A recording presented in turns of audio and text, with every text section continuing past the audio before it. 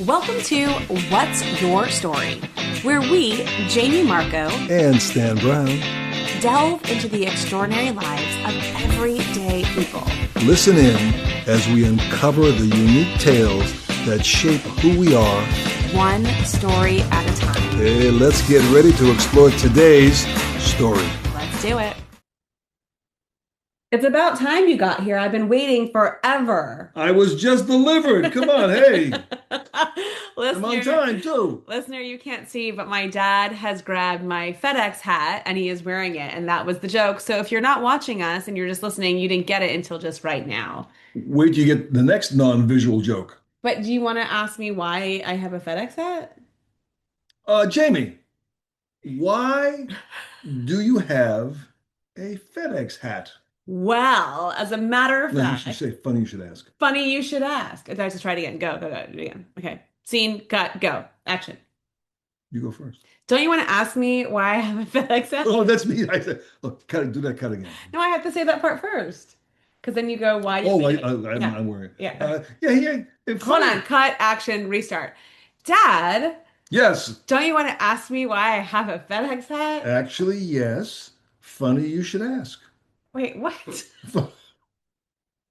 I thought I was supposed to say.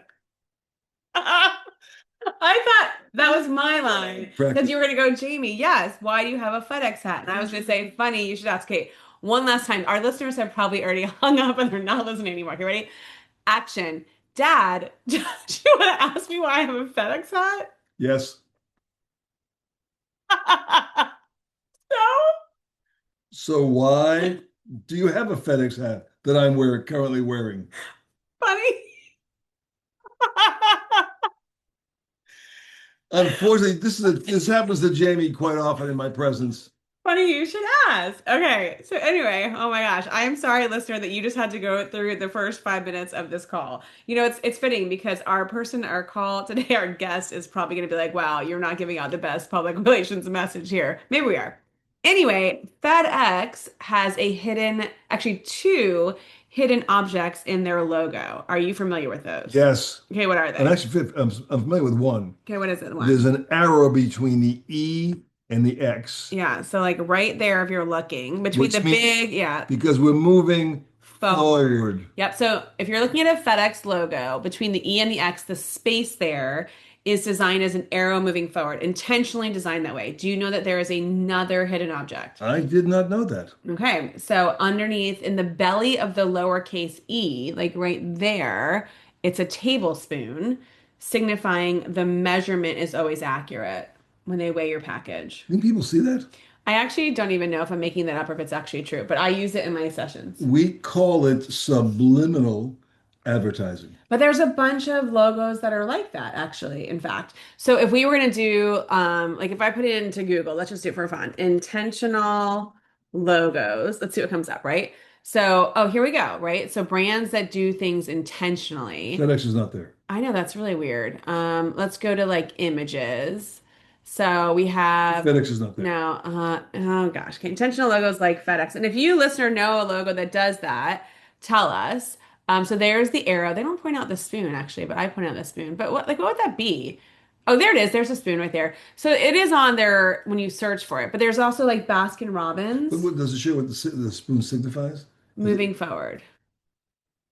Like that they're always moving forward. So I think it actually says, if you like Google it, it says what it means. So the arrow, a spoon? the spoon, right? It doesn't, oh, the story behind the FedEx logo and why it works. Listener, aren't you excited that we're sharing this with you? So you get to know. So does it say here? Blah, blah, blah, blah, blah, reading it. I don't know. Okay, but I want to look up something else. So what would you call that? Like logos With with subliminal message. subliminal message. Let's see what comes up. Okay. Oh, here we go. 22 subliminal messages, corporate logos. Let's see what we have. All right, Goodwill. So Goodwill is what? What do they have? It's a G. The smiley face is obviously a G, but does it say what else it is? Da da da. Their logo is quite well known, but did you ever realize that the friendly smiley face also doubles as a lowercase g? I got that. Right? So it is a lowercase g in the Goodwill one. Okay. Then you've got Amazon. That's from A to Z. When it used to, the smile was from A to Z, so you can get everything from A to Z. Pinterest, obviously it's a lowercase p. Oh, that's cool. It doubles as a map pin. So when you pin something on Hmm. Pinterest, all right. Google, it's green, white, all the other letter. Oh, interesting. The L in Google's logo is green. Eco-friendly. Oh, is that what it Yep. says? Bottom, bottom. What is it, friendly? It also represents the company's dedication to eco-friendly practices. But why just the L then? Like, why they choose the L? Is the L like something that stands for that? Uh, Hmm. don't know. Okay, so you got the FedEx logo. All right, Bic Pen. So Bic Pen, it's BIC. So they have a small child. The decision to make a school-going child was intended to associate the company with school supplies. Oh, so they. And to create a character toward which children would gravitate. Oh, they're going Oh, after the kids now. all right, Apple, obviously, but there is the reason for the bite out of the apple. Do you know why? No. Some say it's a play on words involving the bite, like BYTE, but also BITE. But in reality, it was designed in a way that it was different to differentiate it from a cherry. Oh, that's interesting. That's pretty cool. Adidas or Adidas. So what's theirs? Three stripes and an incline with each stripe growing taller from left to right. This visual reference is to the metaphorical mountain of challenges that athletes must consistently climb to stay the peak of their game and reach the Ah. boundaries. That's interesting. Okay, Milwaukee Brewers. There's a bunch here. This is pretty cool. We should share this logo. Let's see if there's anything else. Let's see. Expos. Oh, Baskin Robbins. So Baskin Robbins has the 31 in it for 31 flavors. There's 31 in there. Yeah, Oh, right yeah, I there. see, See? I see. Isn't that Yeah. cool? And then you got McDonald's, the Golden Arches, M for McDonald's, What's the obviously. Golden Arches about? And well, it's M for McDonald's. What do Oh, you mean, Golden Arches? Like M is two arches? It doesn't say anything about that, but I just called it that, I think. I don't know. I think we're done with it. We're done with Are we this. done with this? But there's pretty cool. I mean, I think that's pretty intuitive to think about, what's your logo going to look like and how you're going to make it stand Well, out. We also have hidden and messaging. who knows what strikes the viewer on that subliminal level. Well, yeah. And the queen of subliminal messages when it comes to marketing, do you know who it is? The Queen, I thought the Queen died. She did die, but the queen of subliminal, may she rest in peace. The queen of subliminal messages when it comes to marketing, No, I don't know. I'd like to know. Taylor Swift. Hmm. She hides like all, I guess they call them Easter eggs in all of her art and posts. And so her fans or her Swifties are always trying to find something about that and to connect it. Pretty cool, huh? Next week we'll do UPS next week. There you Okay. go. Should we let our guest in? So why not? I mean, as we're doing this, our guest I actually thought we were the is guests. We are not the guests. you are always my guest. But our guest actually is so it's really cool. Our guest is in the PR world. So when we do this, we actually get to see our guest. It'll be really fun to tell her what we were just talking about. Hi, Caitlin. Hello, PR world. Oh my gosh. First of all, you're muted. We can't hear you. No, we cannot hear you Look, at she all. just said, "Can you hear me I now?" know we could read your lips, but we can't hear you, which is interesting. But so we can read your lips, but not hear you. And Yes, then I'm going to remove your Bloomin' Communications thing because we just want to have that off. So as you get you, and we still can't hear you yet, but hopefully we can hear you soon.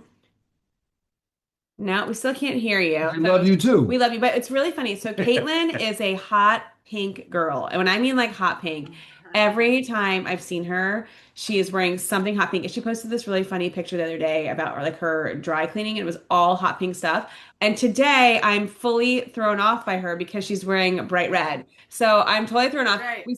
Oh, now we can hear you, I think. Okay, you can hear me. This works? Yes, Perfect. yes. Okay. Hello. So, Hi. hi, this is my dad, Stan. Hello, Caitlin. Caitlin. Nice to see you. Pleasure. Thanks. Thank So you. you will love what we were just talking about. My dad is wearing a FedEx hat, and Hmm. I brought up the point. He said, "It's my hat," and I was like, "Don't you want to know why?" It's either this or drive an Uber. Right, exactly. But I have the hat, a whole long story. My husband got me the hat because I talk a lot about their logo and how when you can see the arrow, you change the way that you look at things. And then I learned from Wayne Dyer that when you change the way you look at things, the things you look at change. And so I use that as a teaching thing all the time, being like, we just have to see from a different perspective, which got us down the like hidden path, not hidden path, The rabbit the hole. rabbit hole of other logos that have hidden something in them. And so we started looking at all these different logos and not intended because of what you do for a living. But it was like, oh my gosh, that's got to be like a marketing thing and a right PR message. I'm like, wait, guess who we're about to meet? So that's It's it. marketplace manipulation. Yes. But we're not here to talk about what you do. We're here to talk about who you are. So, hi. Sorry, long story long. I love that. It's so funny because today at my daughter's school, she's in kindergarten, I actually did the ABCs of marketing where I showed different logos from A to Z. And for F, I used FedEx. And the kids love when I point out that arrow because it was something that they've seen on the road or in the community. So when they see it, now they love that trivia factoid, that they know that that's We're like hidden a there. mind meld with her. Are you kidding? Wow, we are so connected. That is Yes. so cool. And then I presented how my logo actually has three hidden elements myself. Oh, we'll have to get to Mhm. that. I didn't know that. Ooh, very Yeah, we can cool. save that for the podcast if you'd like. I would love that. Yeah, well, we're recording now. We are fully Oh, recording. great. Yeah, we Oh, are live. We are recording. So this is the podcast. I It's so see. okay, funny. awesome. We did a whole interview the other day, and like halfway through, they were like, "So when are you going to start recording?" And we're like, 10 minutes. This is 10 minutes it. ago. Okay. She's like, "Oh, sorry." Well, Caitlin, before we get started, we would love to know what is your number today on a scale of 1 to 10? 10 being it's the best day you've ever had, to a 1 being a day that you should have never shown up to that kindergarten class because they do not need that unpeopling energy. But I'm going to guess it. I'm guessing. Hold on. Okay, what's your number? I'm a solid 8 today. Ah, Oh, I'm he was close. I'm within that range at 8.25. He said 8.25. So, Oh, I didn't know about decimals. Yeah. oh, well, that's going to be my next question. What would it take you to go from 8 to 8.25? What would have to happen today? I think she just did. The wind beneath my wings definitely are the fact that I am finally feeling a little bit more calm leading up to the holidays. Going to my daughter's class today was so wonderful. I love being an entrepreneur now, being able to not feel guilty about taking time to spend time with my family and my children. And that's really, really great. I think to get me to the 8.25, my laundry needs to be put away. The chaos of the house needs to be done. So that way, when I walk into the next room, things feel calmer. That's always the thing that gets me, are the things that just look like noise outside of the day-to-day of work. I do this really well. It's the other stuff domestically that I'm like, oh, that pile always is there. We'll be there in 20 minutes. I'm sending over a robot. I mean, your office looks very well put together, so I have no fear that you will get the rest of it together. And who cares? Who cares? The laundry's going to be there. Like, big deal. It's like when I travel for work, and I love to be on the road. I was in hospitality and travel, cruise and travel industry for many years, so I love to travel. But it's the coming back and unloading and unpacking and doing all of that that seems to just linger on my bedroom floor. We're going I to be feel marketing like- a line of paper clothing that you just either burn or just throw away. I feel like there are, and I hear this in so many different podcasts. I know Mel Robbins has talked about it, so many different people, but like in a relationship, there are two different types of people. There are people that when they come home from a trip, they immediately unpack, do all their laundry, put everything away. And then there are me. I'm like my dad, where I'm like, it'll sit in the suitcase for a little bit. And when I feel like doing the laundry, I'll get to it. But it's like, oh, I've got so many other more important things to do, you know? Same. Which one are you? Say, are you in the Jamie Stan boat or the Oh my yeah, husband? 100% in your boat, and I marry someone also in that boat, so we both just Wow. let it linger. Usually, I think opposites attract in that Yeah. sense, but we're both that. So I have to lean into that more because it's starting to get to me a little bit more because it becomes bigger, you know, Yeah, Festivus. and that's newer for me to feel. That's why Johnny Cash only traveled in black. Consistent, Why? yeah. Black clothing. Oh, so You can't get spaghetti sauce on it. It doesn't show the dirt. It's always black all the time. Oh, okay, cool. You didn't know that, huh? No. Hidden Is message. is Hidden message. All right. So Caitlin, we want to hear your story. And like obviously we'll get into where you are in life now, but really like to tell the stories about people, like where they started, how they get to where they are now, like things that have happened in their life. And I think that you've had some really cool things that have happened in your world from your career. I don't know too much about your personal side of life as either, or as well as I know sort of about your professional life. But Yeah. take us back to, where did you grow up?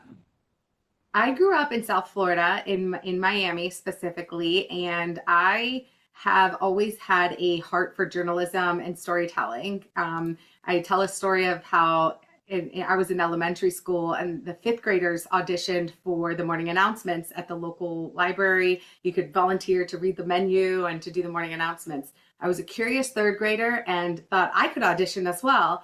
And I did. I read from the clipboard, even though I was not quite eligible in terms of grade level. They did let me audition, and I got on. And that was such an empowering moment at just third grade to be able to be on the inter-school morning announcements. And that was definitely a wonderful experience for me to feel that even as a young elementary school student that I was a journalist, and that carried with me throughout my career. Amazing. Where do you think that comes from? Like, are your parents journalists? Did your love of writing start? Like, where did that come from? Yeah, so two things. My mom was actually a school teacher at that elementary school, so being able to Ah, so show up you on had time, I had it in it for sure, but being able to be, punctual and showing up was good. But my dad was a trained lawyer, so he always spoke in front of groups if that was necessary. Obviously, my mom being a teacher also spoke, so that was really empowering for them. But there was an interesting, my best friend, her father was on the news and broadcast in Miami, and he actually inspired me very much so to pursue journalism and to see that, like, you could be the news anchor.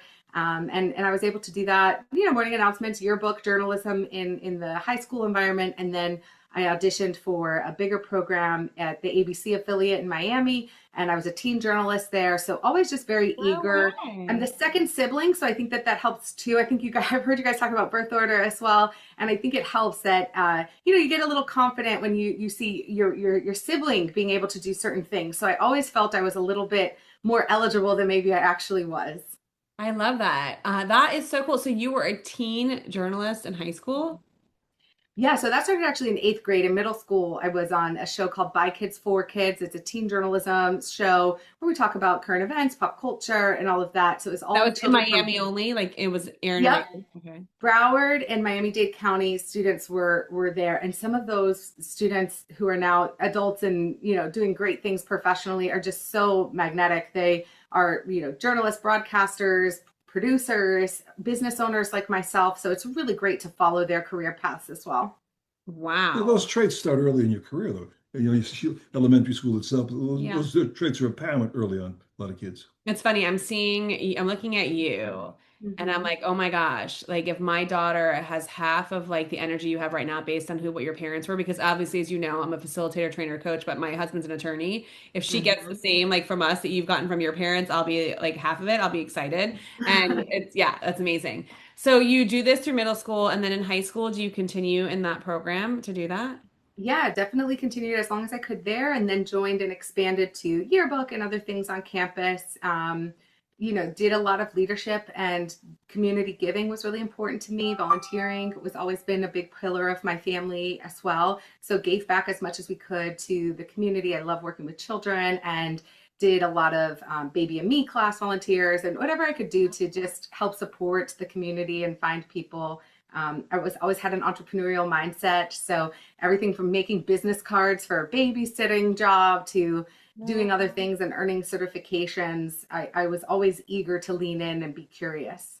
That's so cool. Where did the volunteering, why was that important? Like, was that something that you guys did as a family together? And what age did Yeah, you so were? I'll have to credit my mom for that. She definitely has always demonstrated to give back and to, balance the me time, but also giving back to certain things. And she has a few passion projects, including helping new parents and welcoming them transitioning there. She also helps families when they go through a transition through a divorce or other things like that. So she's done a lot to help and coach peers and individuals throughout her career. So I've always saw her model that and have always been able to be inspired by that as well.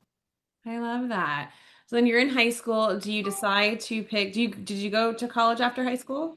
Yeah, so I was eager to get away from Miami and applied to a bunch of universities and landed at the University of Florida's Journalism College. So not too far away. Not too far. The Florida Bright Futures was a great incentive to Yeah. stay in the state. Otherwise, I probably would have, considered some programs outside. But I'm so glad I chose the University of Florida and continue to give back to that program as well. I actually will be starting in the spring semester teaching there as an adjunct professor for some courses. So that'll be really exciting. What a cool way to give back. I love Yeah. that.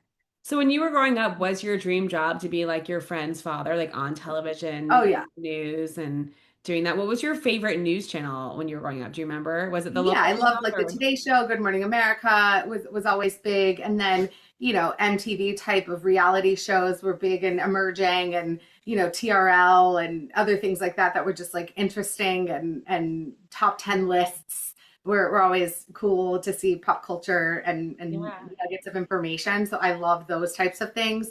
And then most recently, I was the vice president with National Geographic Expeditions and really love visual storytelling through nature and narration and storytelling. So I'm just tickled my whole life with beautiful Mhm. storytelling, beautiful visuals, and that has just continued to be a passion of mine. Did you travel with the National Geographic when you were with them? Yes. Oof, Hmm. nice. Wow. So, but that didn't come like, so you go to school, you're going in journalism, you graduate from University of Florida with a BA in journalism. Is that what you got it in? Yeah, so as a BS in, I actually switched, and my major was public relations, and a minor in business. Got it. And so you graduate, and then what, like, listen, there's so many people that probably were in that same field and in that same degree, Yeah. and very competitive. It's very hard to get out there and to, if you still had a dream to be on TV, that's very difficult. So what do you do right after college? Yeah, and it was in college where I actually worked at the TV station on campus at the PBS affiliate, and it was really apparent that I actually had a keen production mind, and the business side was more appealing to me. Probably because there was only one person on air and that seat was already taken. So I was like, well, there's so many other opportunities to help be a really good behind the scenes person, a really good learner, and get the story ready. So this is when I was able to transition to say I actually like being the storyteller behind the scenes, the business acumen. How does it go together? And that's when I migrated more to the PR side. Postgraduate, I thought I would be interested in crisis relations and crisis media. I ended up getting a postgraduate internship at Allstate Insurance in Chicago. And that was a wonderful experience to learn about, a national brand, but they were also experiencing a lot of media relations scrutiny because it was a few years after Hurricane Katrina. So there's a lot of negativity around the insurance industry. So did that for a while, but the economy was, it was 2007, so the economy was about to take a hit. Well, and was that with Allstate? What's the character they had with them? Was his name? Um, Jake.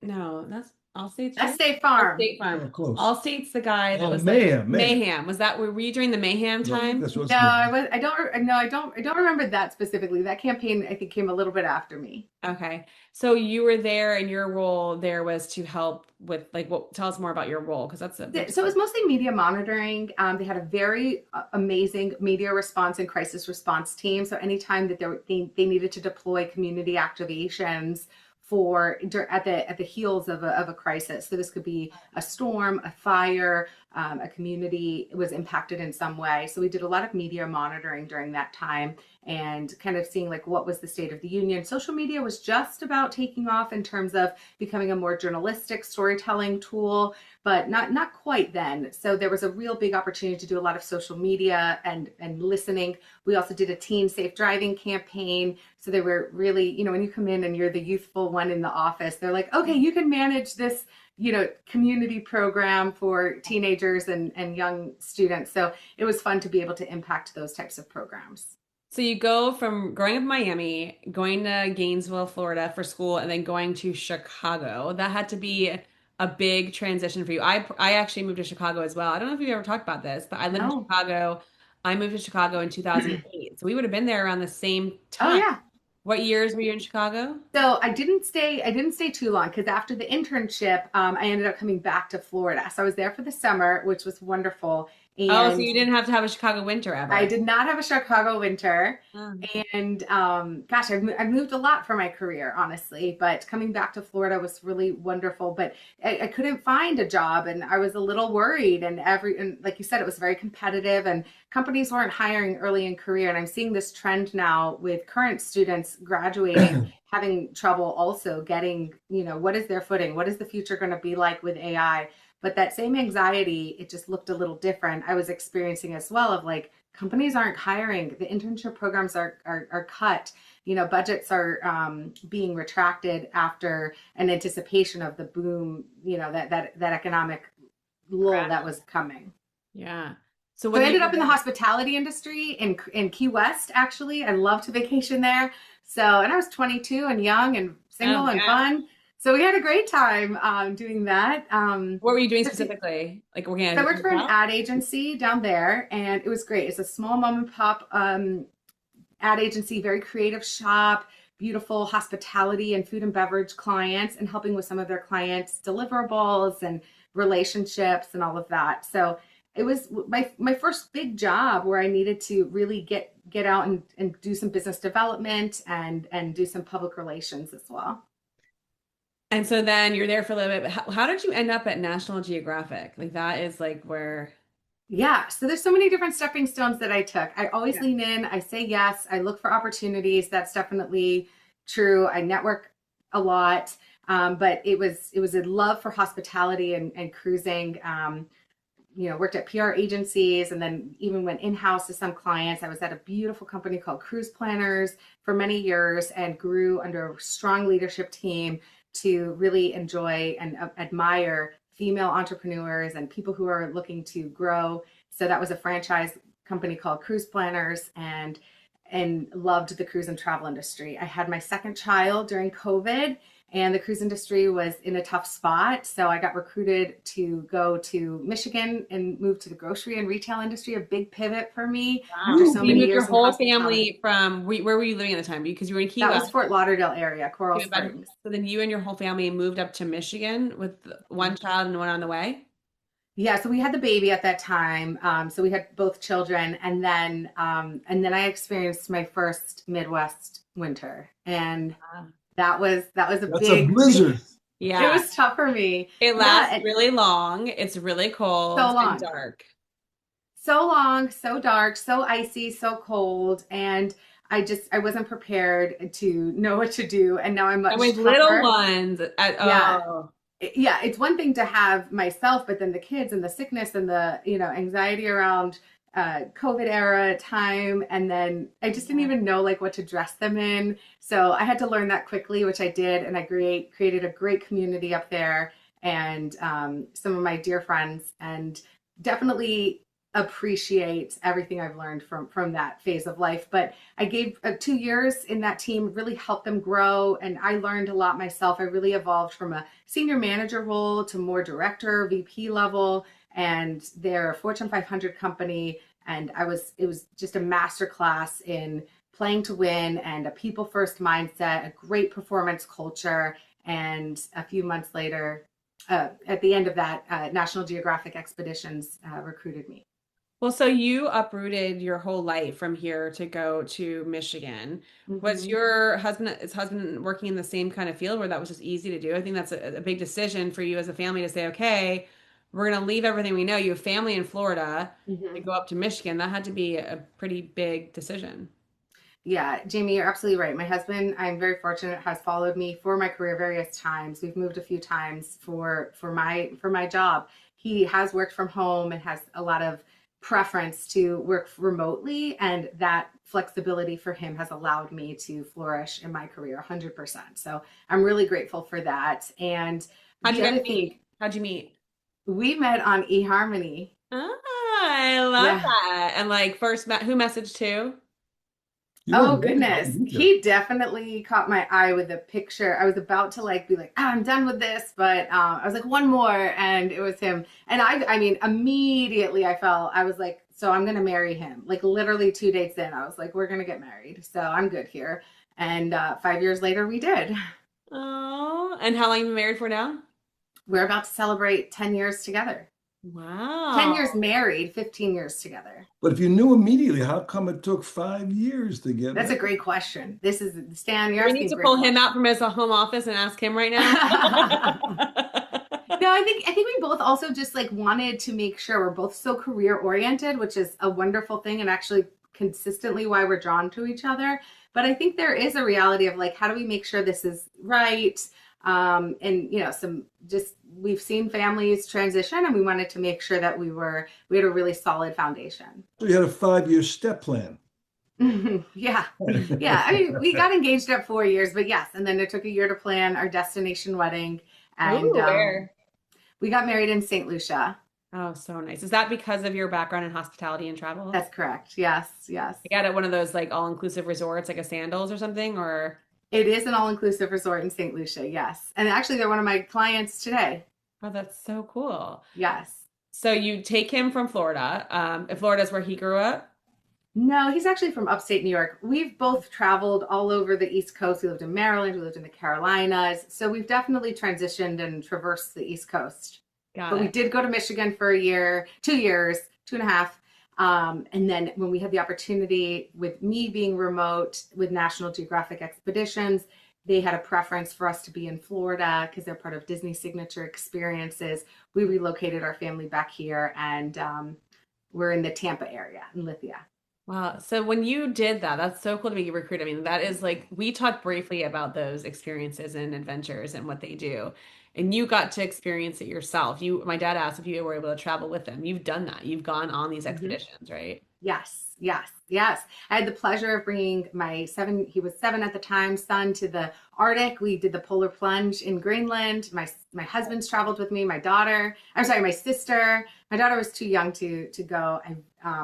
A bucket list trip was the South Pacific to like the Society Islands, and we did a big workshop at sea around Tahiti and Bora Bora and some of those beautiful Moorea, some of those beautiful islands. It's a beautiful way Wow. to explore the world and to really think strategically and creatively, and to work for a legacy brand like that was really, really empowering. What was your favorite place you've been? Home. Yeah, um, my bad. I definitely think a monumental story was when we got to take our son to Greenland because the sun just never sat. It was bright all the time. We were, so close to beautiful nature, and National Geographic Expeditions is a beautiful job to bring you closer to nature. Wow, I want to do it. I think we should do it. Highly recommend. You still have connections? Yes, yes. These are Okay. some of my good friends. Yes. Yes, we need to do that. We need to definitely. Have you plunged after that trip? No, but you know where I do want to go next is on my list is I have two on my list. Africa. I want to do a safari to Africa and then the Galapagos.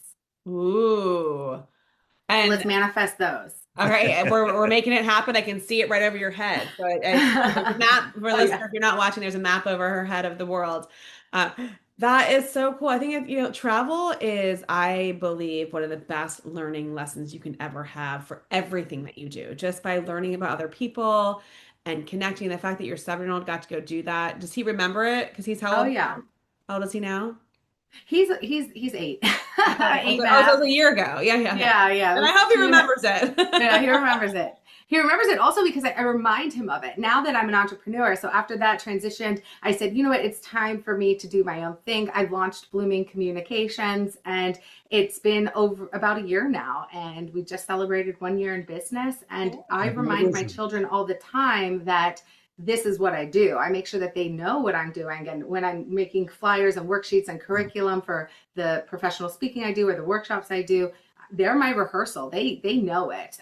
When I'm involved with the National Speakers Association on the weekends and I can't be there with them to take them to a birthday party, I let them very clearly know that what I'm doing is I'm taking a class because I aspire to get more polished as a speaker, and that happens to be on a Saturday. So I make it very clear when I'm not able to be with them what I'm doing and why. I So they love. remember those trips because it's also the benefit, right? They get to Yeah. travel with me sometimes. And I want them to fully understand it's a privilege to be able to do that. I love that. It's such a good lesson for kids to understand what their parents do, how they do it, why they do it, what that looks like, right? Because I feel Mm-hmm. like for so long, career day was your basic jobs. It was like the things that were like, hey, when you go to school, you could be like these 5 jobs. But career day today is so different. There's a myriad of things that you could do Mm-hmm. for a job. And some things are so more things that are untraditional than traditional. So I think it's so cool that you talked to them about that. Do you see the aspirations that you had as a child showing up in your children for journalism and being on the camera? Not so much there, but my daughter's very theatrical. She loves the stage. She loves to act and dance and to move, and to pretend to have a microphone and to cheer, whatever that looks like. So she's really into that. My son is definitely into science and math, and he has natural leadership qualities. So that's really wonderful. So they're both going to have wonderful paths, and we're just trying to help them support them with their strengths. What's been the biggest challenge?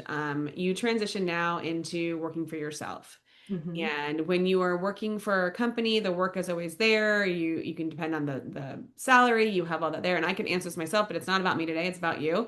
So you in the last year have had to build a business, Hmm. had to transition out of corporate America into doing it yourself. What have Hmm. been some of the biggest challenges that you've been faced with in doing that? And then we're gonna afterwards, I'm gonna ask you, why was it worth it? I think the biggest challenge is I have a few different moments that I remember as being challenging or when I was funked. And one of Oh, them I love was that you did that. Thank you. one of them definitely was early motherhood. As someone who was always drawn to children, I was like, oh, this will be easy. I've been meant to do this my whole life. And looking back, the transition as a working mom and loving my child, but having to mourn the single yes, say yes to anything woman was a big transition for me. It didn't mean that I wasn't happy. It just means I was in a fog. And that was a period of time that I always want to give new moms grace with because it's such a difficult transition and your body's just rushing with changes and different priorities. So that was one milestone. The second, and that was when I had my first son. I definitely had postpartum depression as well. If I look back, I looked and I was like, I just wasn't myself. And I look back and shake that off and say, yeah, there were some bigger challenges that I was facing. What showed up And there? Like, how did you know? Like when you were in it, you didn't realize it, but now you can no, look back and see it. it was when I had my daughter, and I was like, oh, this one feels different. I didn't have it with her, and that's when I realized, like, oh, it didn't have to be so hard. I could ask for help. I didn't have to feel so reclusive. And even though I was doing my best and in love with my son, and my partner was as supportive as he could be, we were just learning for the first time, and my body was just not. I think I just had really high expectations that things would be easy because people made it look easy, and it was actually more challenging than I was prepared for. So that was a big transition for me. But I've always invested in myself in different ways. So asking for help, finding someone who's doing it right, finding and aligning with good partners. I found that most people want to be generous with their knowledge. Most people want to uplift others. And I quickly migrate to people like you who want to help and polish others, who don't have a big ego, but want to bring people along. I hope to do that for others. And that's why I'm still doing that as a mentor and helping at the college at the University of Florida, but genuinely finding people who are doing it well. I'm just always inspired by them. So I'm always looking ahead of like where I want to be. And that's always been a helpful thing for me. I think a hard transition is when people make decisions for you that impact your path. So this could look like a restructuring at a job that you didn't see coming. This could look like a client that you thought you'd have and then they canceled or they bailed or they exited in a way that you didn't anticipate. This could be a heartbreak in a different way. So, or an emergency or a family matter, right? So whenever there's times where things happen, those shake you, right? And that's been the difficult thing for me. So now I have to reframe that. So I think about the failing forward. So the art of failing forward is something I talk about a lot and go through like, yeah, it's not smooth sailing. And how do you make sure that you're learning from those moments, taking accountability for those moments, and then thinking about what the future looks like by failing forward. Got it. That's such a great lesson. There's Sarah Blakely who talks Yeah. over all the time about how her father helped her celebrate failure, right? Like celebrate Yeah. failure. And nobody's perfect. Like we're not perfect. The more that we own that we're not perfect and we can fail and we can ask for help. Like I think normalizing asking for help is, I love that you said that. It's such a huge thing in life because you don't have all the answers and you won't ever have all the answers. I love Yeah, that. I've also learned that like when you ask for help to be specific and when you offer help to be specific. Mm. So I've struggled with that, right? I'm just like, yeah, I need help. And I just look around, like I said, the house, for example, domestic things. And I'm like, you see what I see too, right? But they may Like not. they don't. And it's just like at work, like people are like, oh, this project is overwhelming. It's like, okay, well, what are the 5 steps that we need to work on? What does help look like? So adding structure, adding clarity, adding confidence, and all of that is what I talk about. And I coach teams on that with the Bloom framework to help them get through that because sometimes the asking for help is one thing, but being specific in your ask is always so much more helpful. So there's alignment. I love that. So, Bloom in Communications, you are now helping people feel the strength in their voice like you have in your own voice. Mm-hmm. And you help them from a PR marketing side. Is that That's accurate? right. Yeah. So Blooming Communications is a PR marketing agency. I'm a fractional leader for a variety of clients.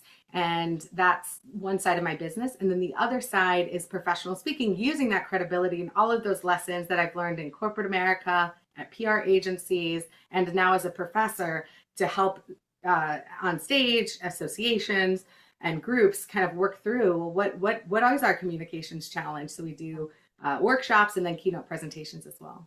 So there are so many companies out there right now who are trying to get their images or their voice or their brand heard. But Mm-hmm. it's like whoever can spend the most money online is where you get seen. And not a lot of companies have the money there, and they're trying to figure out like what are the ways that we can get people to know who we are. What would be some top tips that you would give to companies about the biggest mistakes that some companies make when it comes to PR, and some like maybe two tips of what you can do even better to be successful when it comes to the PR of your organization? So the first thing I recommend is to make sure that you're constantly showing up and building credibility. I think a mistake that some companies make is assuming that people understand what they do, or they're hoping to make good on something when they haven't built up their positive reputation. So I call this your reputation bank account. And just like any transaction, you want to build with positive equity your brand reputation. And leaders do this and brands do this. So personal branding also plays into this, that you need to build up your positive reputation bank account, because one day you're going to need to make a withdrawal. And that could be public perception, that could be asking for a favor or closing a deal or a recommendation. So as much as you can do to make sure that you're building that up is the biggest thing. So on the public stage, this could be just being consistent and true to your voice and consistently showing up with clarity. In the current environment, have you had experience with crisis management? Yes. So my crisis management is varied, but yes, definitely. I think having a crisis management plan and making sure that you're clear is really important. So my clients have, we call it a vulnerability assessment, where I go through what are the biggest challenges that could be facing the company, the executive team, a scandal, a crisis, a natural disaster. And we go through this and together we workshop it and say, what are the biggest vulnerabilities? So that way you are prepared with a plan. Maybe it's not precise, but you're at least being clear and unemotional, and you're maybe making decisions ahead of a crisis. This works really well. So that way, when the stakes are high, you know exactly who to call, you know exactly the protocols to take, and you have a draft of responses or communications that you want to cascade to your right stakeholders. I mean, that's such a great like way to think of it. But how does that play into like your personal life? Like, do you apply your frameworks to dealing with your kids when there's a crisis situation? Or, like, listen, you've got an 8-year-old, and I know like, but the drama starts to happen at school early. Things happen there. Like, how do you apply some of what you teach into your personal life? So I definitely speak about showing up with calm confidence and making sure that you get your reps in before the stakes are high. So this morning on the way to school, my daughter was contemplating that someone might not sit next to her today. She's 5 years old. And because this person didn't want to sit next to her today, I said, okay, well, what will you say? And we went through it. And it was just a little bit of like, okay, you got the language out, and giving her the tools to be able to do that. Because the main thing is she needs to show up with calm confidence to say, okay, you chose not to sit with me today. I'll be here if you want to sit with me tomorrow. And that's it. She doesn't need to feel bad about it. Maybe that person needed a break from her. So giving her some context clues. I definitely think motherhood has made me a better communicator. But even just friendships and being a daughter, being a sister, being a wife, all of that plays into my professional polish as well. Yeah, it's so cool. I mean, I think it's so funny how like the path, like it sounds like from a very early age, you knew exactly what you wanted to do. You're still working in that same kind of field, and now you're creating this path forward for yourself. And I just think that sometimes it's as easy as that from someone from a young age, and then sometimes it's a whole different navigated path. But I think it's really cool. What's next for you? Like what, I mean, It's interesting that you say that, because I think I'm swimming in the same sea, but I've definitely taken a lot of twists and turns. Like I've lived all over the country. I've, transitioned, personally. I wanted to chase the title or the salary or the size of my team, how many direct reports I had. That's what I was establishing myself as success metrics.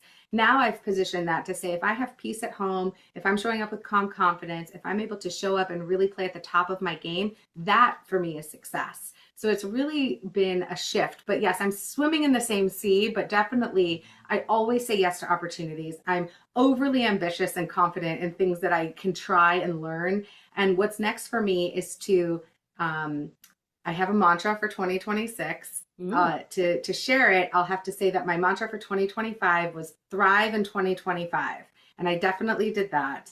So now in 26, my mantra is say yes with zest. And if it's not a yes with zest for me, it's a no thank you. So this is clients I want to work with, places I want to go, opportunities that present themselves. I said yes to a lot last year and this year. And in 26, I'm going to have a keener filter to say yes with zest. So that is speaking, workshops, and doing the PR business with Blooming Comms and being a fractional leader, and also investing at the University of Florida. So the circle is almost complete. I She knows what I mean. Do some of these concepts of zest with success come to you in the twilight time? Oh, definitely. Yes. You know, Jamie asked me, the biggest transitions as an entrepreneur, and I don't know if I directly answered that, but I will share that my hustle looks different. When you work a 9 to 5 and you're at a desk, you're hustling because you got to get to the desk at the right time. You got to look busy and always be there and run from meeting to meeting. Um, and then you rush to pick up the kids and rush to the next thing.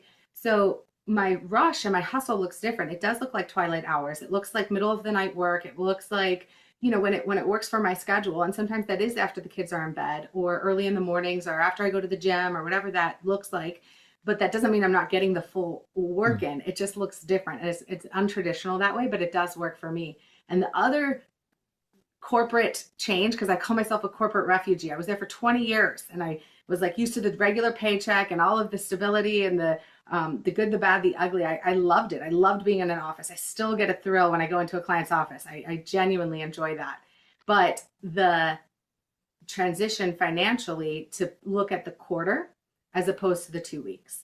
That was a big ebb and flow of the seasonality of business and just the way brands work.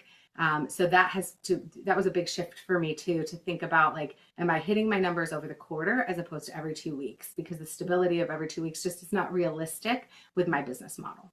It's so funny you talk about that twilight hour and when you're working what you do work. And it's like I feel like people think entrepreneurs just have this like, oh, I work a few hours here, work a few hours there. But there's so many different types of entrepreneurs. But I feel like as an entrepreneur, sometimes you're working more hours than the traditional 40 Yes. hours a week because you are finding those extra hours at night. I'm just gonna hop on, the kids go to bed. I'm just gonna hop on real fast and do something. And there were times where, I've worked until 1 in the morning, or there were sessions I was doing at 2 or 3 or 4 in the morning because there are people teams around the world.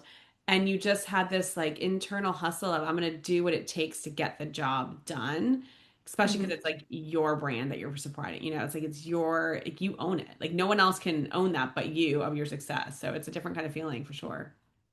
Yeah, and I have to admit that I've always been eager and a top performer and hungry and chasing, like I said, chasing something and trying to prove myself. And now I don't need to do that. Now, though, it bleeds into every aspect. Every time I watch a podcast or I read a magazine or I do something that's learning, it's constantly pushing me to think about new ideas or to pitch a new client or to learn a new industry. I have clients in retail and grocery, hospitality and travel, home design and lifestyle, med spas and medical clinics. So it's really varied. It's I it's like your actually really alliteration you just had there. That was some good alliteration. yeah. Well, it's true. It's like just being ready and looking for opportunities. I just wrote a Substack article the other day about lucky pennies because I used to believe that I was really lucky and lucky pennies I found lucky pennies all the I time. love lucky pennies. I love lucky pennies, but you don't see them if you don't look for them. Well, And it's and just like now we won't be opportunity. seeing pennies anymore anyway. I So know. That's why I wrote it. I was like, rest in peace to the penny. But it's exactly right. It's just same analogy for opportunities. If you don't look at the world for opportunities, you're not going to find them. If you don't go capture and run for them, you're not going to get them. So having to get your first failure and be like, all right, I'm one step closer to my yes is the right direction. On a separate vein, what does Caitlin do to relax? If she I does relax at all. I love going. I love traveling. I love going to the spa. I love consuming TV and like Netflix series or things that let me escape and just relax that way. I love a good massage. I've started going to the gym more. I don't know that that's relaxing for me, but I try to commit to that. So those are some things that I do. I love it. She's supercharged. She is. Well, Caitlin, you are glowing today, whether that is from the energy you got from those kindergartners or I just know you, it's also part of your natural your natural glow. We appreciate you taking time to talk with us and share about your story, share about your adventure, what you've done, how you got there. The more that we can share these stories, the more that people can kind of figure out what theirs is or where they want to go, or what they want to do. So thank you for taking time out of your busy schedule to connect with us. I love these say yes with zest policy. Yes. Zest. No, Yes, I said zest. yes Yes. with zest. Did we get it Yes, right? with Zest. That's right. All right. And we're going to do it 2026. Yes, with zest. I like I it. love it. I love I it. couldn't Thank you, remember, I Jamie, for the couldn't think of opportunity. anything. Well, I couldn't think of anything that rhymed with six. Mm, I'll work on it. Okay. He's my chat GPT. I think that's the other thing is like there's so many tools now for entrepreneurs and for business leaders that we just need to be curious and continue to say yes to Zest with all of those things. Well, we're going to join you in that. I love it. Thank Thank you you. so much for taking time to talk with us. We are wishing you the most incredible 2026, the best of luck with your yeses. I hope some of those yeses are coming to hang out with me some more because I love your energy and we'll see you at different places. But thank you, Caitlin. We're very grateful that you took time to speak with us A today. pleasure. Yes, yes, yes. You made the cut, Jamie. I'm going to your book event on the 11th. Oh, amazing. I haven't even looked at, we were just about to look at that. Wow, it's gonna be a good crowd. I'm so excited you're making the drive. Good. Thank you. You're the best. I appreciate See you you. there. Thank you. I won't wear pink, so you can wear it if you want. Thank Thanks, you. Caitlin. Good to see you. Bye. Oh, wow. It's just, we never know where the story is going to go. That's part of the fun. I know. It's not scripted. You kind of write your own framework, but the script evolves. It's constantly moving. Yeah, but like sometimes someone says something and like we fall into like, a deeper, darker kind of tone. Sometimes it just goes to like what they're doing. Like it's really the story that they want to tell. So I love it. I think She's full of juice. she really is. But she's like that in person. Like she's not just, on air and like that. She's really is full of this incredible intentional energy. And we've had a couple conversations and I just always feel powered up after talking to her. So, but that's like what I talk about is that surround yourself with people who make you be an even better person. I was having this conversation with your granddaughter recently, and I was saying You that shall remain nameless. exactly. But I was saying she was talking about a friend at school getting an award or something like that. And I said, you should be happy for that friend. You should be so excited. Just because their light is shining, it doesn't dim yours. I said, you want to surround yourself with people who, when you do something great, they reach out to you and they say to you, I'm so proud of you. I'm so glad to be there. I'm so excited for you. And those people are the ones that you hold close to your Yeah, heart. but she's at an age where her own ego is in a developmental stage, so it's tough to incorporate. She to develop herself and be happy and be positive to share that with someone else who also in the same stage. But It's she's tough. getting there. And she did say, like, well, one of my friends was like, oh, you win everything. I said, that's not the person you want to be friends with. I said, you want to be friends with the people who are so, or like, and sometimes, there are people in our world who cannot bring themselves to congratulate you. You can do some of the greatest things and they cannot bring themselves to congratulate you. Those are not your people. As Mel Robbins would say, let them be them. Lean more into the people that support you and lift you up and make you be an even better person. And that I think is a big part of getting unfunked is that people keep people in their lives for a long time that bring them down or that always disappoint them or that always do things that are self-serving for them. When you let those people go, then your light shines brighter. And Caitlin is the kind of person I want in my corner always because she is just so full of light and love and support. So, Well, if you're ever going to be in a foxhole, you want those kind of people with you in that foxhole. right. No right, question. Yeah. Listener, I hope She passed the test. she did. Listener, I hope that you find your people as well too. And remember that you are what you hang out with. So Take your spoon and follow it to the next podcast. until next time. Hey, thank you for tuning into today's What's Your Story podcast. To learn more or share your story, go to jamiemarco.com. That's www.jamiemarco.com. And we will see you next time.